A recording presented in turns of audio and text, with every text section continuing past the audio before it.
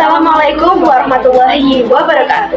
Halo semuanya, perkenalkan saya Dewi Anissa Ulkarimah dan teman saya Diana Sari. Di sini kami akan menyelesaikan 5 studi kasus untuk mata pembelajaran praktik akuntansi lembaga dari Ibu Bening. Nah, berikut studi kasusnya. Selamat menonton.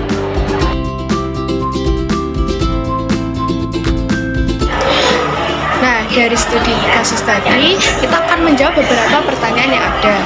Pertanyaan nomor 1, apa langkah pertama yang harus dilakukan oleh staf akuntansi dalam menangani keluhan ini?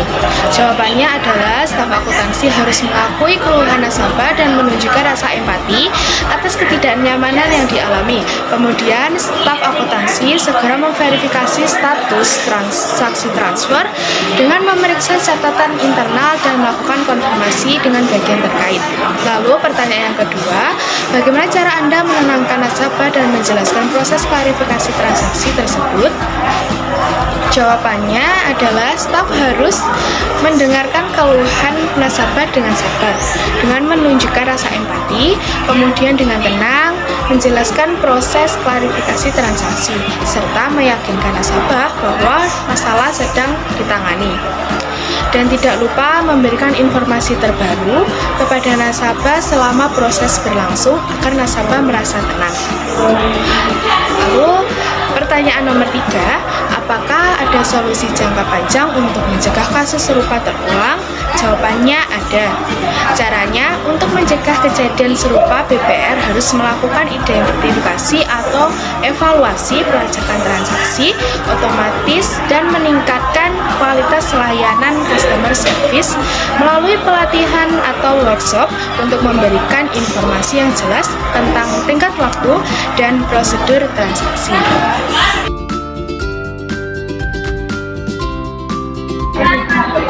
Nah, dari studi kasus tadi, kita akan menyampaikan jawaban beberapa pertanyaan yang sudah ada.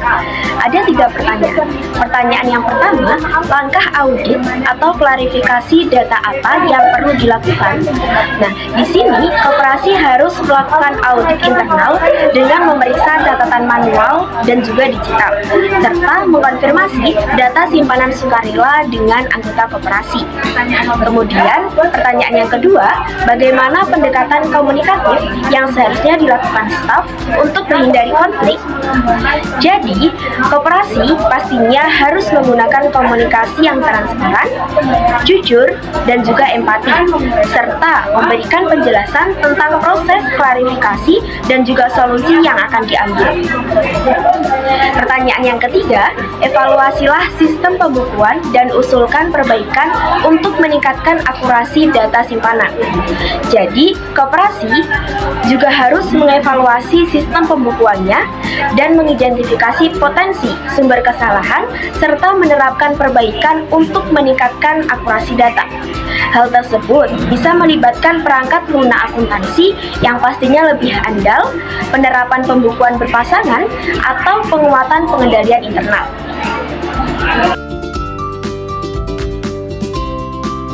Studi kasus tadi, kita akan menjawab beberapa pertanyaan yang ada. Pertanyaan nomor 1, apa yang perlu Anda evaluasi dari sistem pengelolaan utang perusahaan? Jawabannya adalah bagian akuntansi harus meninjau sistem pengelolaan utang perusahaan, memeriksa adanya keterlambatan dalam proses faktur, persetujuan pembayaran, atau komunikasi dengan vendor. Pertanyaan nomor 2, bagaimana Anda menanggapi vendor secara profesional agar hubungan kerja tetap terjaga?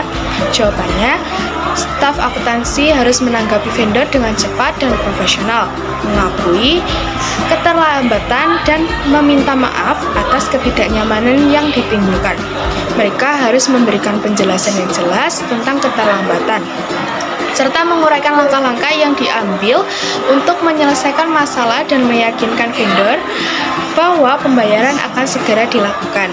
Nomor 3, buat SOP singkat untuk menangani keterlambatan pembayaran invoice.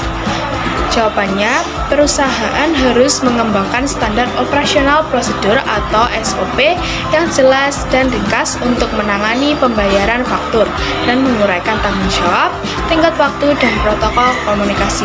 Hal ini akan memastikan pemrosesan pembayaran yang tepat waktu dan efisien.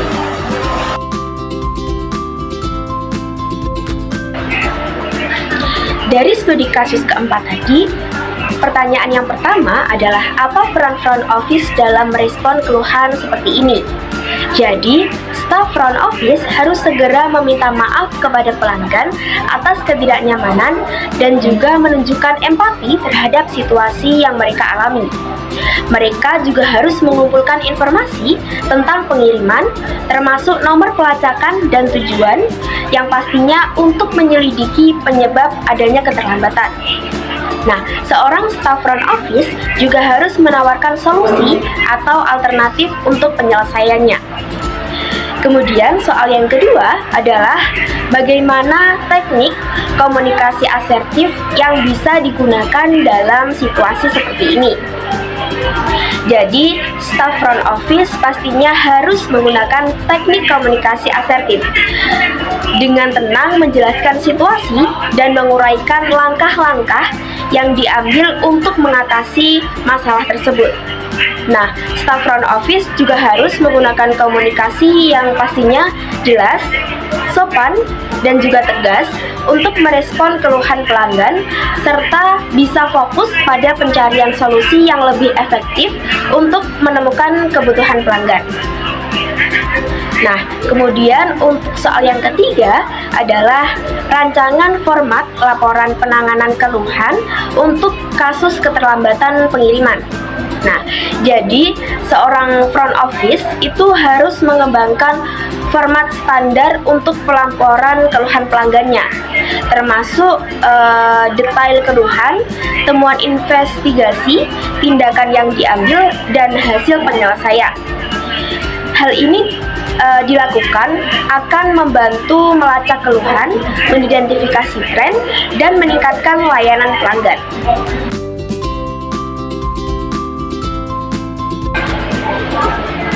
Nah, dari studi kasus tadi, kita akan menjawab beberapa pertanyaan. Pertanyaan nomor 1, apa yang harus dilakukan oleh customer service dalam merespon keluhan wajib pajak? Jawabannya, customer service harus mendengarkan keluhan wajib pajak, memberikan penjelasan tentang kemungkinan penyebab masalah, dan menawarkan bantuan teknis serta langkah-langkah yang akan diambil setelah itu. Nah, kemudian untuk pertanyaan yang kedua, bagaimana teknik komunikasi yang efektif untuk merespon keluhan wajib pajak? Jawaban dari pertanyaan nomor 2 yaitu staf layanan pelanggan pastinya harus mengakui frustasi wajib pajak dan juga menunjukkan empati atas pengalaman mereka. Mereka juga harus memberikan penjelasan yang jelas dan ringkas tentang fungsi sistem dan pemeliharaan atau peningkatan yang sedang berlangsung. Tidak lupa, mereka juga harus menawarkan metode alternatif untuk mengakses e-faktur seperti menghubungi konsultan pajak atau mengunjungi kantor pajak sendiri. Lalu pertanyaan nomor 3, apa solusi yang dapat dilakukan untuk meningkatkan kualitas layanan? Jawabannya, DJP harus menerapkan sistem umpan balik digital yang mudah digunakan, yang memungkinkan wajib pajak untuk melaporkan masalah sistem, memberikan saran, perbaikan, dan memberikan umpan balik tentang pengalaman mereka menggunakan sistem DJP. Nah, itu tadi video penyelesaian 5 studi kasus yang sudah diberikan oleh Ibu Menik. Semoga bisa menjadi manfaat bagi kita semua. Dan semoga bisa menjadi pembelajaran di masa depan kita nanti. Kami akhiri, wassalamualaikum warahmatullahi wabarakatuh. Dadah!